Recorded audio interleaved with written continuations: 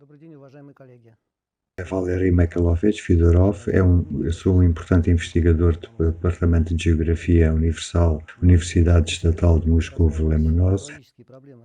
A conferência anterior tratou de problemas ambientais que são de âmbito global e, claro, isto requer uma solução. Решение проблем A solução de problemas globais só é possível através da união de esforços de muitos países e povos. одни из Alguns экологических dos problemas ambientais estão relacionados com as atividades humanas, enquanto outros fatores naturais, particularmente as alterações climáticas. No entanto, acredita-se que amplamente que as alterações climáticas estão também relacionadas com as atividades humanas. отражено E isto reflete-se no quinto e sexto relatórios do painel intergovernamental sobre alterações climáticas. Estas percepções estão erradas.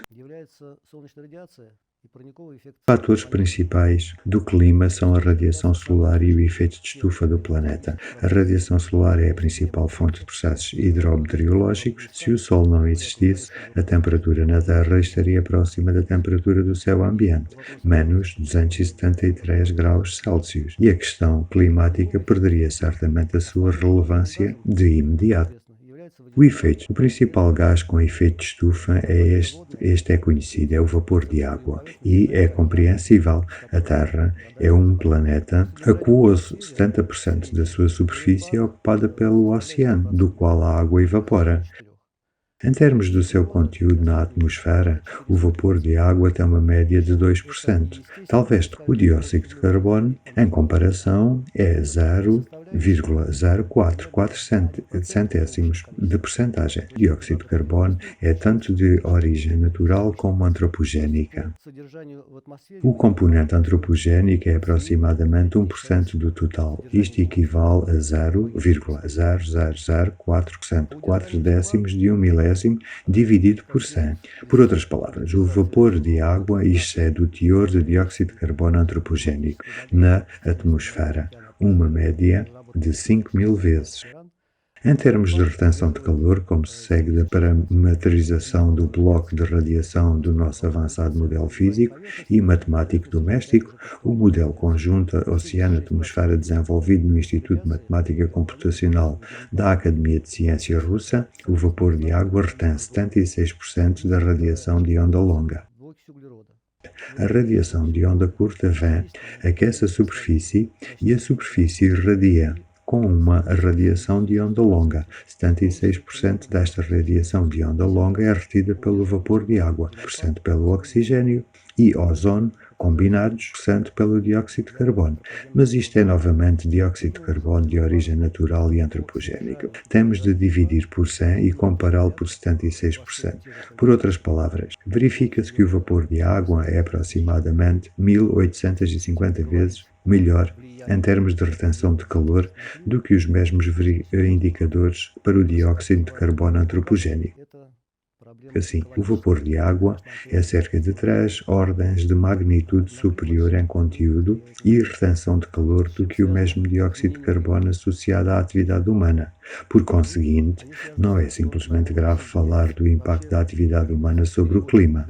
As emissões dos chamados gases com efeito são um problema ambiental e, claro, precisa de ser tratado. Não afeta o clima de forma alguma. O que é que as alterações climáticas têm a ver com isto? Estão relacionados com o facto de que a inclinação do eixo está a mudar.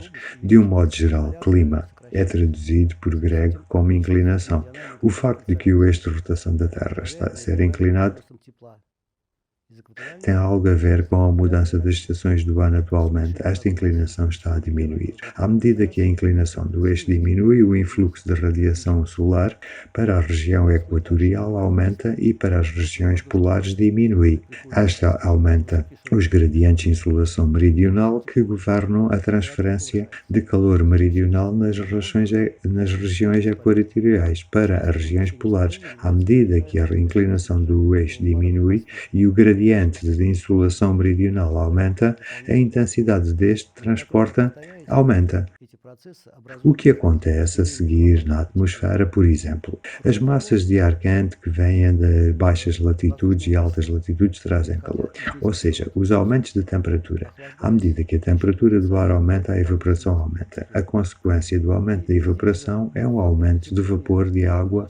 na atmosfera, aumentando o efeito estufa, o que dá calor adicional. Repetidamente, estes processos formam um mecanismo para aumentar o aquecimento global. Além disso, massas de ar que se deslocam de baixas latitudes para altas latitudes geram calor adicional através da condensação. Também aqui os feedbacks positivos contribuem para o fator do aquecimento ao diminuir a área de geleiras do gelo marinho. A superfície aumenta, o que adicionalmente aquece a atmosfera, e é isto que o aquecimento está associado. A segunda característica é a mudança climática. Uma característica é a tendência do aumento das temperaturas, e explicamos o que isto pode realmente significar.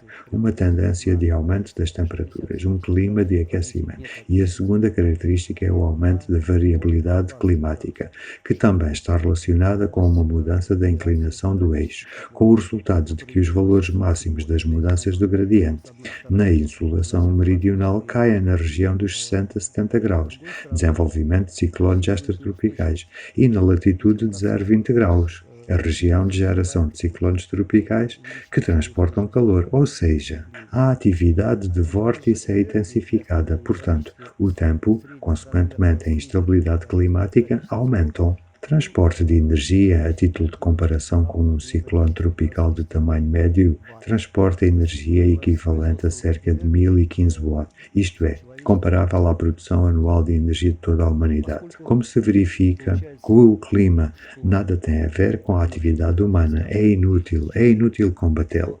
A única coisa que podemos combater são os problemas ambientais, e as alterações climáticas devem ser adaptadas antecipadamente com base em previsões realistas, e não previsões baseadas em cenários que conduzem às extremos. Em conclusão, gostaria de agradecer aos organizadores desta excelente conferência pela oportunidade de apresentar uma tese de pontos principais da teoria solar das alterações climáticas, que é um desenvolvimento adicional da teoria da astronómica de clima de Miloš Gorbachev.